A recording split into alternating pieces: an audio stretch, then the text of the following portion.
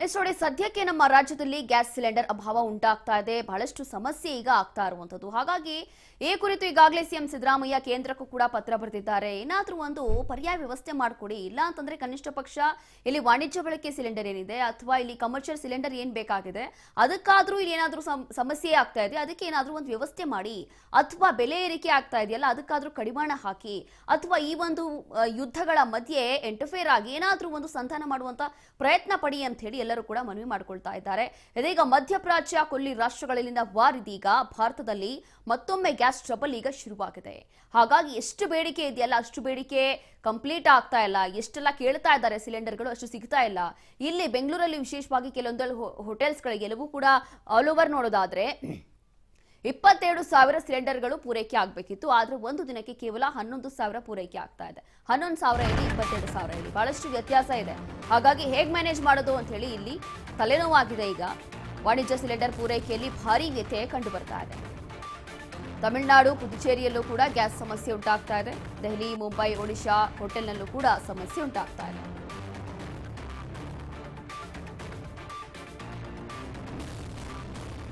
ಮಧ್ಯಪ್ರಾಚ್ಯ ಕೊಲ್ಲಿ ರಾಷ್ಟ್ರಗಳಿಂದ war effect ಇದು. ಭಾರತದಲ್ಲಿ ಗ್ಯಾಸ್ ಟ್ರಬಲ್ ಮತ್ತೊಮ್ಮೆ ಶುರುವಾಗಿದೆ. ಎಷ್ಟು ಬೇಡಿಕೆ ಇದೆ ಅಷ್ಟು ಸಿಗ್ತಾ ಇಲ್ಲ ಸಿಲಿಂಡರ್. ಈಗ ವಾಣಿಜ್ಯ ಸಿಲಿಂಡರ್ ಪೂರೈಕೆಯಲ್ಲಿ ಭಾರಿ ವ್ಯತ್ಯಾಸ ಆಗ್ತಾ ಇದೆ. ಇದೆಲ್ಲವೂ ಕೂಡ ಆಗ್ತಾ ಇರೋದು ವಾರ್ನಿಂದ. ತಮಿಳುನಾಡು ಪುದುಚೇರಿಯಲ್ಲೂ ಕೂಡ ಗ್ಯಾಸ್ ಸಮಸ್ಯೆ ಆಗ್ತಾ ಇದೆ. ದೆಹಲಿ, ಮುಂಬೈ, ಒಡಿಶಾ ಹೋಟೆಲ್ಗಳಲ್ಲೂ ಕೂಡ ಸಮಸ್ಯೆ ಆಗ್ತಾ ಇದೆ. ಇವತ್ತು 40% ದೆಹಲಿ, ಮುಂಬೈ, ಒಡಿಶಾ ಭಾಗದಲ್ಲೂ ಕೂಡ ಹೋಟೆಲ್ಸ್ಗಳು ಬಂದ್ ಆಗುವಂತ ಸಾಧ್ಯತೆ ಇದೆ. ಬೆಂಗಳೂರಲ್ಲಿ 30% ಬಂದಾಗುವಂತ ಸಾಧ್ಯತೆ ಇದೆ. ದೆಹಲಿ, ಮುಂಬೈ, ಒಡಿಶಾ ಹೋಟೆಲ್ಗಳಲ್ಲಿ ಈ ಭಾಗದಲ್ಲಿ ಆಲ್ಮೋಸ್ಟ್ ಒಂದು 40% ಹೋಟೆಲ್ಸ್ಗಳು ಬಂದ್ ಆಗಬಹುದು. ಕಾರಣ ಅಲ್ಲೂ ಕೂಡ ಗ್ಯಾಸ್ ಪೂರೈಕೆ ಆಗ್ತಾ ಇಲ್ಲ, ಗ್ಯಾಸ್ ಸ್ಥಗಿತ ಆಗುತ್ತಿದೆ. ಹಾಗಾಗಿ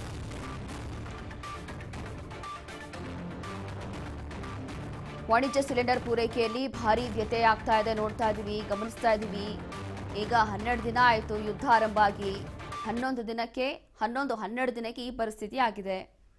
ಕೇವಲ ಬೆಂಗಳೂರಲ್ಲ, ಕೇವಲ ಕರ್ನಾಟಕ ಅಲ್ಲ, ಬೇರೆ ಬೇರೆ ಭಾಗಗಳಲ್ಲೂ ಕೂಡ ಇಡೀ ಭಾರತದಲ್ಲಿ ಸದ್ಯಕ್ಕೆ ಆಗ್ತಾ ಇರುವಂಥದ್ದು, ಅತಿ ಹೆಚ್ಚಾಗಿ ಸಮಸ್ಯೆ ಆಗ್ತಾ ಇರುವಂಥದ್ದು ಗ್ಯಾಸ್ ಸಿಲಿಂಡರ್ ಸಮಸ್ಯೆ ಆಗ್ತಾ ಇದೆ. ಬೇರೆ ಬೇರೆ ಭಾಗಗಳಲ್ಲೂ ಕೂಡ ಗ್ಯಾಸ್ ಸಿಲಿಂಡರ್ ಸಮಸ್ಯೆ ಈಗ ಸದ್ಯಕ್ಕೆ ಆಗ್ತಾ ಇರುವಂಥದ್ದು. ಅದರಲ್ಲೂ ಕೂಡ ಹೋಟೆಲ್ ಉದ್ಯಮಕ್ಕೆ ಬಹಳಷ್ಟು ಒತ್ತಡ ಇಲ್ಲಿ ಬೀಳ್ತಾ ಇದೆ. ಹೋಟೆಲ್ ಉದ್ಯಮಿಗಳು ಪರದಾಡ್ತಾ ಇದ್ದಾರೆ, ಏನು ಮಾಡಬೇಕು ಅಂತ ಹೇಳಿ. ಕನಿಷ್ಠ ಪಕ್ಷ ರೇಟ್ ಆದರೂ ಜಾಸ್ತಿ ಮಾಡಿದ್ದೀರಾ, ಅಟ್ಲೀಸ್ಟ್ ಆ ದುಡ್ಡು ತಗೊಂಡ್ರು ಸಿಲಿಂಡರ್ ಆದರೂ ನಮಗೆ ಕೊಡಿ ಅಂತ ಇಲ್ಲಿ ಮನವಿ ಮಾಡ್ಕೊಳ್ತಿದ್ದಾರೆ. ಎಲ್ಲ ಅಂತಂದರೆ ಕಸ್ಟಮರ್ಸ್ಗಳಿಗೆ ತೊಂದರೆ ಆಗುತ್ತೆ. ಎಷ್ಟೋ ಜನ ಹೋಟೆಲ್ಗಳನ್ನೇ ನಂಬ್ಕೊಂಡು ಜೀವನ ಮಾಡ್ತಿದ್ದಾರೆ, ಅಂಥವ್ರಿಗೆ ತೊಂದರೆ ಆಗುತ್ತೆ. ಇಲ್ಲ ಅಂತಂದರೆ ಇಲ್ಲಿ ಬೆಲೆ ಏರಿಕೆ ಆಯಿತು ಅಂತ ಹೇಳಿ ಇವರು ಊಟ ತಿಂಡಿ ಮೇಲೆ ಬೆಲೆ ಏರಿಕೆ ಮಾಡೋಕ್ಕಾಗೋದು ಇಲ್ಲ. ಕೆಲವೊಂದು ಕಡೆ ಬೆಲೆ ಏರಿಕೆ ಮಾಡ್ತಾ ಇದ್ದಾರೆ, ಕೆಲವೊಂದು ಹೋಟೆಲ್ಸ್ಗಳಲ್ಲಿ, ಕೆಲವೊಂದು ಕಡೆ ಮಾಡ್ತಾ ಇಲ್ಲ. ಕಾರಣ ಏನು ಅಂತಂದರೆ ಅವರು ಕಸ್ಟಮರ್ನ ಬಿಟ್ಕೊಡೋಕೆ ಇಷ್ಟ ಇಲ್ಲ. ಏನೋ ಈಗ ಸಮಸ್ಯೆ ಆಗ್ತಾ ಇದೆ ಸ್ವಲ್ಪ ದಿನ ಅಂತ ಹೇಳಿ, ಸ್ವಲ್ಪ ದಿನಕ್ಕೋಸ್ಕರ ನಾವು ಬೆಲೆ ಏರಿಕೆ ಮಾಡಿ ಮತ್ತೆ ಅವ್ರಿಗೂ ಕೂಡ ನಿರಾಸೆ ಮಾಡೋಕೆ ಇಷ್ಟ ಇಲ್ಲ. ಹಾಗಾಗಿ ಎಷ್ಟಾಗುತ್ತೋ ಅಷ್ಟು ನಾವೇ ಮ್ಯಾನೇಜ್ ಮಾಡ್ತೀವಿ, ಅದಾದ ನಂತರ ನೋಡ್ಕೊಳ್ಳೋಣ ಅಂತ ಹೇಳಿ ಕೆಲವೊಬ್ರು ಹೇಳ್ತಾ ಇದ್ದಾರೆ. ಆದರೂ ಈ ಸಮಸ್ಯೆ ಹೀಗೆ ಮುಂದುವರಿತಾ ಇದೆ. ರಾಜ್ಯಕ್ಕೂ ತಟ್ಟಿರುವಂತಹ ವಾಣಿಜ್ಯ ಸಿಲಿಂಡರ್ ಅಭಾವದ ಬಿಸಿ ಇಂದು ಮತ್ತಷ್ಟು ಅಧಿಕವಾಗಲಿದೆ. ಸಿಲಿಂಡರ್ ಸಮಸ್ಯೆ ಬೆಂಗಳೂರು ಸೇರಿದಂತೆ ಹಲವು ರಾಜ್ಯಗಳಲ್ಲಿ ಸಮಸ್ಯೆ ಆಗ್ತಾ ಇದೆ. ರಾಜ್ಯದಲ್ಲಿ ಬೇಡಿಕೆ ಎಷ್ಟು ಸಿಗ್ತಾ ಇಲ್ಲ ದೊಡ್ಡ ಸಿಲಿಂಡರ್. ಇಂದು ಬೆಂಗಳೂರಿನ 30% ಹೋಟೆಲ್ಗಳು ಬಂದ್ ಆಗುವಂತ ಸಾಧ್ಯತೆ ಇದೆ. ಸೋಮವಾರದಿಂದ ಶುರುವಾಗಿರುವಂತಹ ಗ್ಯಾಸ್ ಟ್ರಬಲ್ ಇದು. ರಾಜ್ಯವ್ಯಾಪಿ ಹೋಟೆಲ್ಸ್ಗಳು ಬಂದ್ ಆಗುವಂತ ಆತಂಕ ಇಲ್ಲಿ ಶುರುವಾಗ್ತಾ ಇದೆ. ಸೋಮವಾರದಿಂದ ಶುರುವಾಗಿದೆ ನೋಡಿ ತಲೆನೋವು. ಎಲ್ಲಿ ನೋಡಿದ್ರು ಗ್ಯಾಸ್ ಸಿಲಿಂಡರ್ ಇಲ್ಲ. ಹಾಗಾಗಿ ನಿನ್ನೆ ಒಂದಷ್ಟು ಹೋಟೆಲ್ಸ್ಗಳಲ್ಲಿ ಸೌದೆ ಒಲೆಯಲ್ಲೇ ಅಡುಗೆ ಮಾಡಿ ಹಾಕಿದ್ದಾರೆ. ಅಂಥ ಪರಿಸ್ಥಿತಿ ಬಂದ್ಬಿಟ್ಟಿದೆ. ಏನು ಮಾಡೋದು ಇವಾಗ? ಅರ್ಜೆಂಟಿಗೆ ಏನು ಮಾಡೋಕ್ಕಾಗೋದಿಲ್ಲ. ಕಸ್ಟಮರ್ಸ್ ಬಂದಿದ್ದಾರೆ, ಊಟ ಹಾಕಲೇಬೇಕು.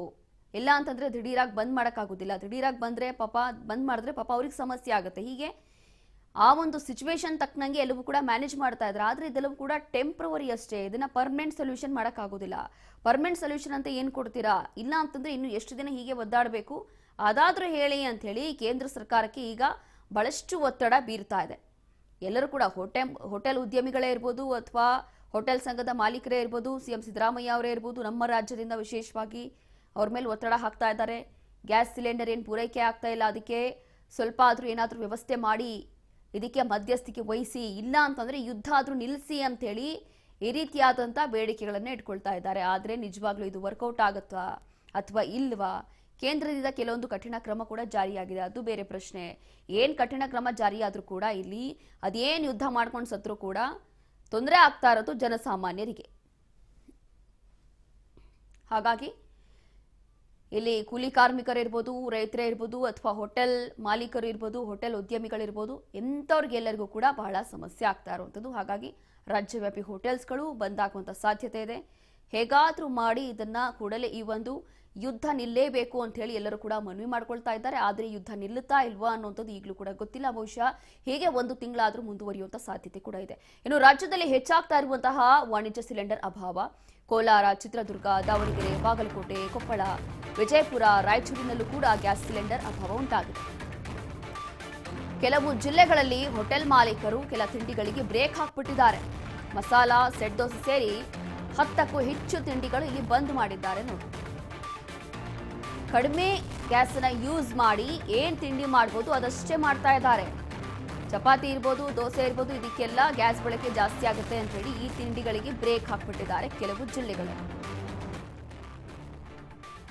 ಇಷ್ಟು ದಿನ ನಮ್ಮ ಬೆಂಗಳೂರು ಆಯಿತು, ಬೇರೆ ಬೇರೆ ರಾಜ್ಯಗಳಾಯಿತು. ಈಗ ಕೋಲಾರ ಜಿಲ್ಲೆ ಇರ್ಬೋದು, ಚಿತ್ರದುರ್ಗ, ದಾವಣಗೆರೆ, ಬಾಗಲಕೋಟೆ, ಕೊಪ್ಪಳ, ವಿಜಯಪುರ, ರಾಯಚೂರಿನಲ್ಲೂ ಕೂಡ ಗ್ಯಾಸ್ ಸಿಲಿಂಡರ್ ಸಮಸ್ಯೆ ಆಗ್ತಾ ಇದೆ. ಹಾಗಾಗಿ ಒಂದಷ್ಟು ಹೋಟೆಲ್ ಮಾಲೀಕರು ಟೆಂಪ್ರವರಿ ಏನು ಮಾಡೋದು, ಆವಾಗ ಅವರಿಗೆ ಆಗೋದಿಲ್ಲ, ಸಮಸ್ಯೆ ಆಗ್ತಾ ಇದೆ. ಹಾಗಾಗಿ ಕೆಲವೊಂದು ತಿಂಡಿಗಳಿಗೆ ಬ್ರೇಕ್ ಹಾಕ್ಬಿಟ್ಟಿದ್ದಾರೆ ಹೋಟೆಲ್ ಮಾಲೀಕರು.